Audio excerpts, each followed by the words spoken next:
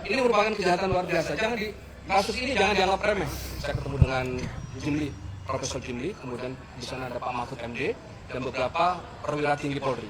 Kemudian Pak Jimli itu mengarahkan untuk RJ. Saya menolak dan saya katakan bahwa ini merupakan kejahatan luar biasa. Tidak ada RJ. Saya katakan begitu.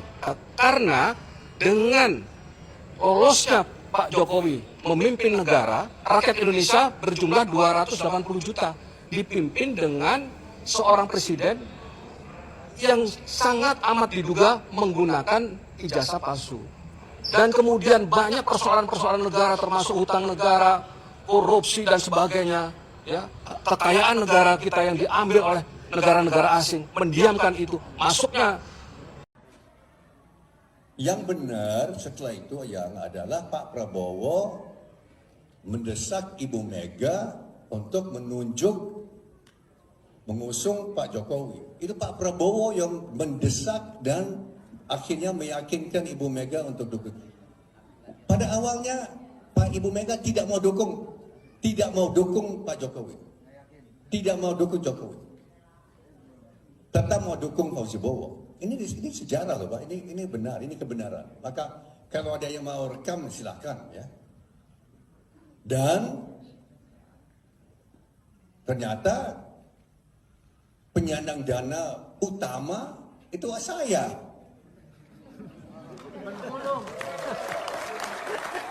Pak Jokowi sering datang ke kantor saya, sering. Siapa yang membawa Jokowi ke Jakarta? Saya membawa ke Jakarta dari Solo untuk jadi gubernur. Saya bawa. Baju hijau nomor 17 jangan sampai lepas. Meledak.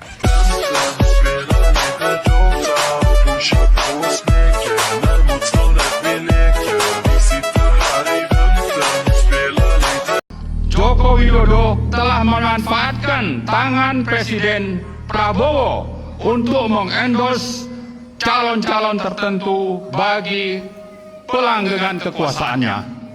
3. Salah satu kejahatan politik otoriter syarat KKN oligarki Joko Widodo adalah menempatkan Gibran sebagai cawapres Pilpres 2024 dan disusul dengan praktik yang sama untuk memenangkannya dalam Pilpres 2024.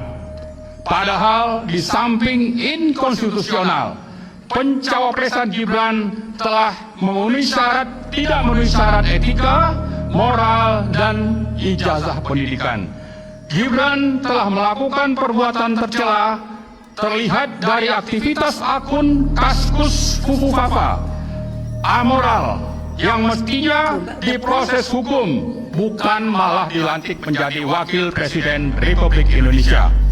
4. Pembusukan partai politik di satu sisi dan politik sandra ala sprindik atau sprindik Joko Widodo di sisi lain telah menjadikan DPR.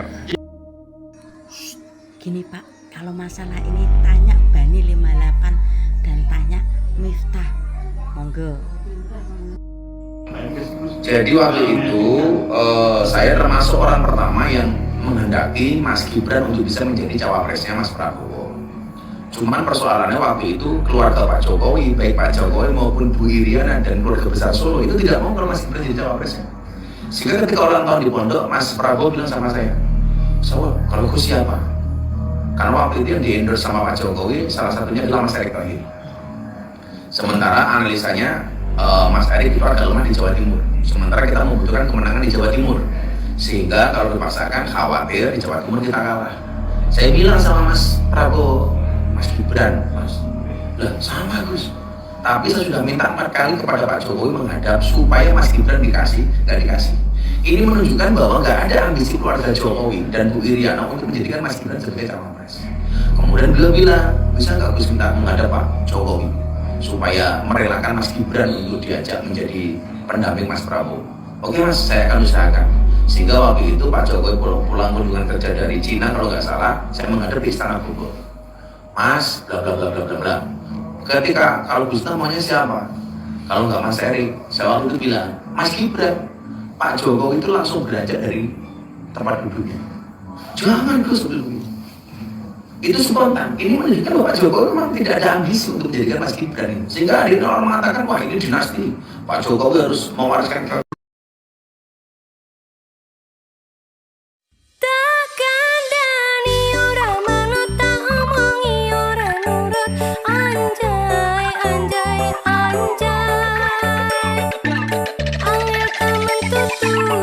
Saya dulu milih Pak Prabowo karena ada Mas Gibran.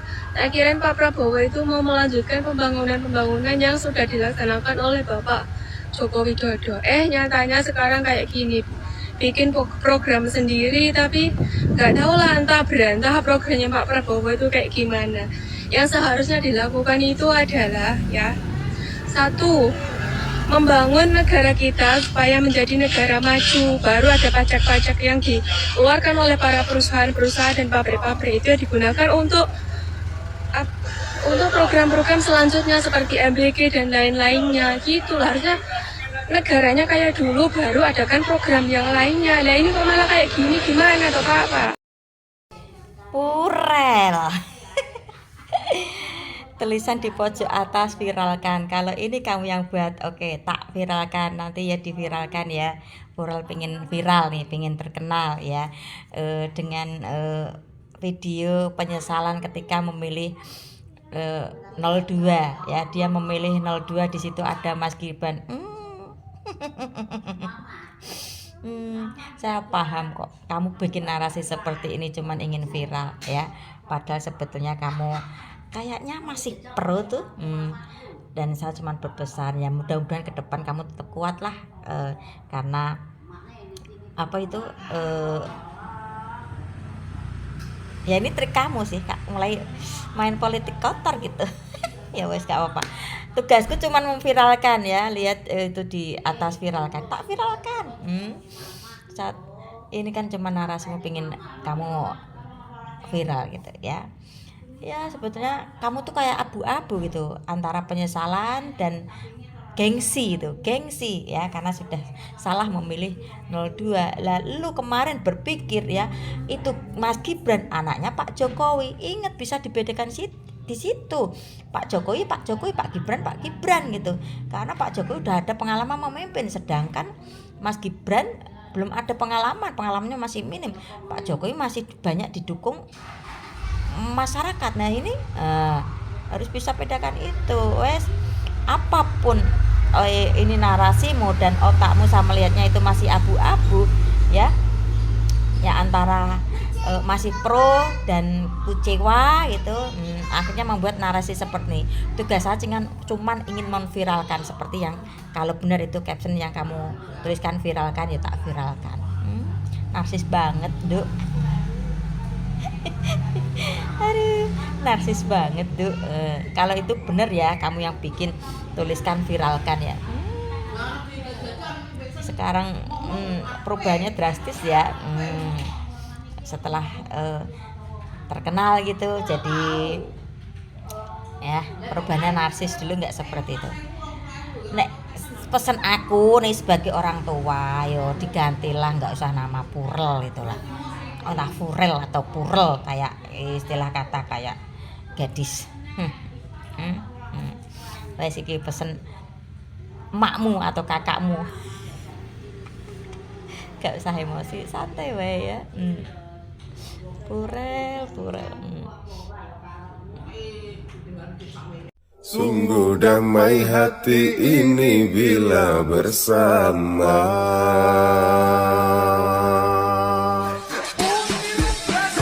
Adakah kenyamanan di hatimu di saat kau melirik dan memandangku?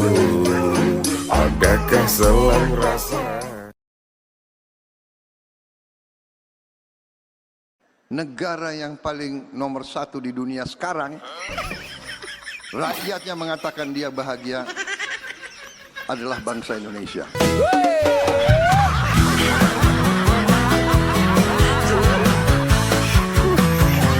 Indonesia rakyatnya katanya yang paling bahagia sedunia, hakimnya kaya. Wow, gurunya jangan ditanya.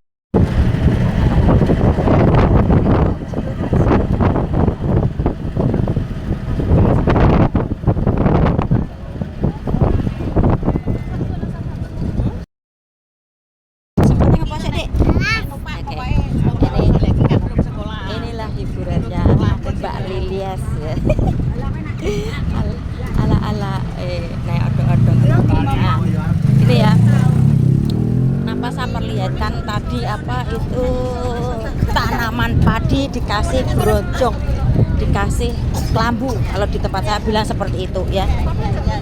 Sek goyang. Dulu ketika saya live gitu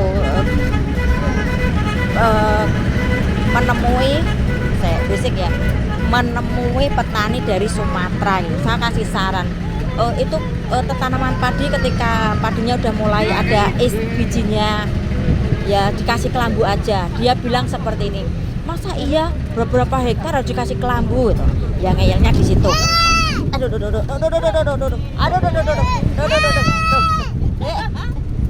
Nah, gini loh, sebetulnya itu tuh meringankan buat kalian gitu ya. Jadi tuh nggak perlu jaga dari burung di tengah malam, harus klotean kayak zaman dulu, enggak ya. Itu untuk meringankan beban kalian sih sebetulnya dari burung-burung yang ingin memangsa hasil padi kalian. Itu intinya ya, intinya gini lah, kalian modal di awal beli krojong atau kelambu seperti itu ya, tapi kan belakangnya kalian tuh enak, nggak perlu jaga setiap hari gitu untuk mengamankan hasil padi yang udah mulai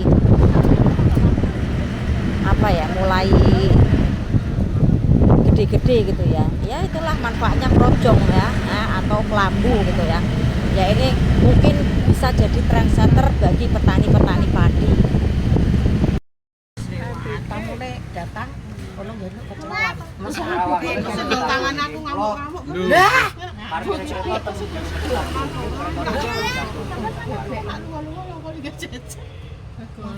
Maksudnya disayang malah jangan. Kalau Pak Yai sing ngene ngene. Mbak Lulu ora krungu anuku cenamaku. Tuh. Lah kuwi ora kamu apa? Sorry ya Mbak Lulu, ini lagi rahasia keluarga.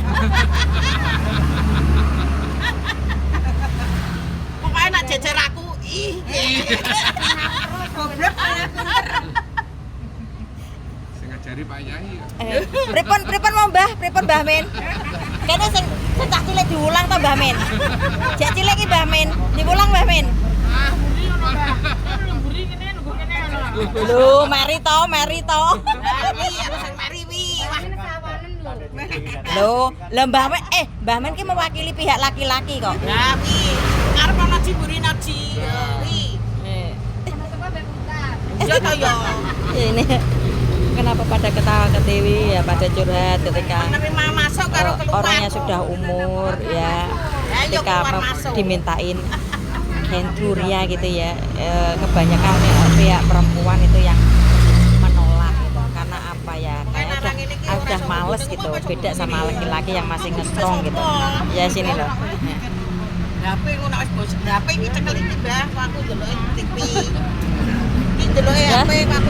Inilah ketika kita bertemu dengan orang-orang yang baru gitu ya, kita saling ya ketawa ketiwi, sesaat bisa melupakan beban kehidupan.